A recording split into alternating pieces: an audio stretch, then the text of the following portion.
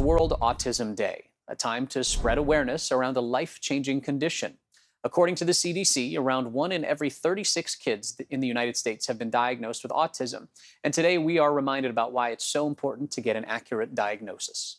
Knowing that that's coming from a neurodevelopmental disorder can really help them to better understand themselves and better navigate the world and advocate for what they need.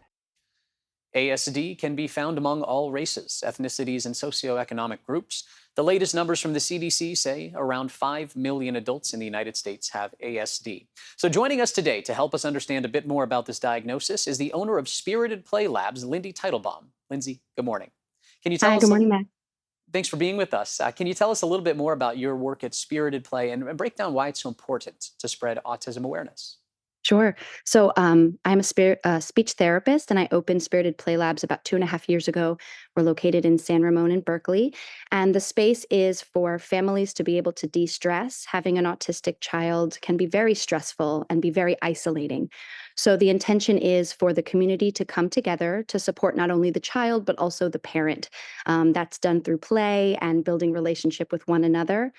Like you said, there's a lot of misconceptions about autism and how it looks in children and their behaviors. So it's important that they have a very safe space so that they are understood and they can build positive relationships. So Lindsay, what are some of those general misconceptions about autism and how do we combat them? Sure. So some misconceptions are that these children are having bad behaviors on purpose, that they need more discipline in order to change and grow. And often they are misunderstood as having no interest in building friendships or relationships. And so the best way to combat these things is to start to know the people in your community who may be autistic and to connect to the parents of those children and even adults. As you see, autism can look very different in different people. So it's really important to build those relationships in your community if you know that a child has autism or even an adult, and start to educate yourself about what that's like.